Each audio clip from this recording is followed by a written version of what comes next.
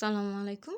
সবাই কেমন আছেন? আজকে আমি আরেকটি মজার রেসিপি নিয়ে হাজির হলাম এবং মুখে লেগে থাকার মতো একটি রেসিপি এটি।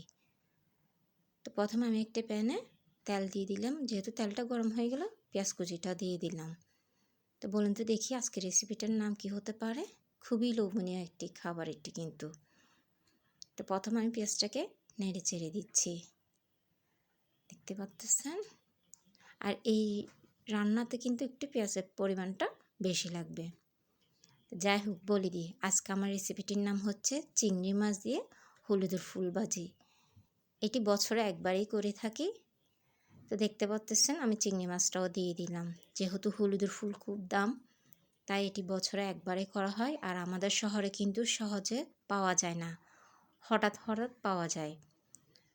আর কিন্তু হলুদের ফুলটাও সব সময় পাওয়া যায় না, তাই বছরে একবার করা এটি।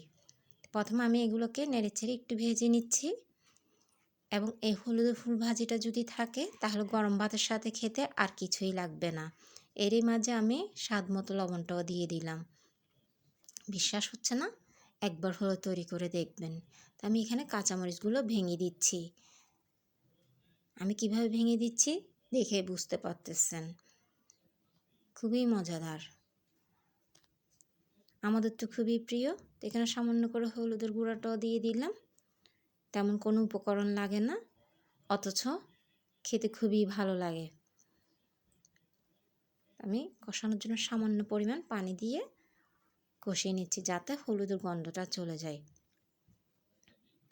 আর হলুদের ফুলগুলোকে এভাবেই কেটে নিতে হবে। আর হলুদের ফুলের মাঝে যে একটা হলুদ রঙের ফুল থাকে, সেটা ফেলে দিতে হবে। দেখতে পাচ্ছেন? এগুলো সব আমি নেড়ে চেড়ে ভেজে নেব।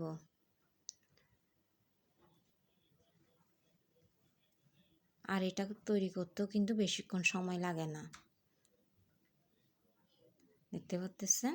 এইভাবেই ভেজে নিলে হয়ে যাবে। কার কার প্রিয় এই ধরনের হলুদের ফুল ভাজি অবশ্যই জানাবেন। যদিও এখন বাজারে ফুল পাওয়া যাচ্ছে, অবশ্যই কিনে একবার হলে এভাবে তৈরি করে দেখবেন। এখানে আমি ধনিয়া পাতাটাও দিয়ে দিলাম এবং এই ফুল ভাজিটা শুধুমাত্র সাদা গরম ভাতের সাথে খেয়ে দেখবেন এবং কার কেমন লেগেছে অবশ্যই কমেন্টস করে জানাবেন।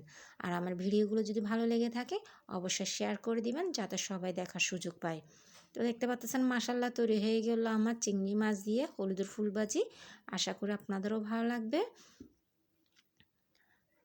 কার কার এই ধরনের রান্না পছন্দ অবশ্যই কমেন্টস করে জানাবেন।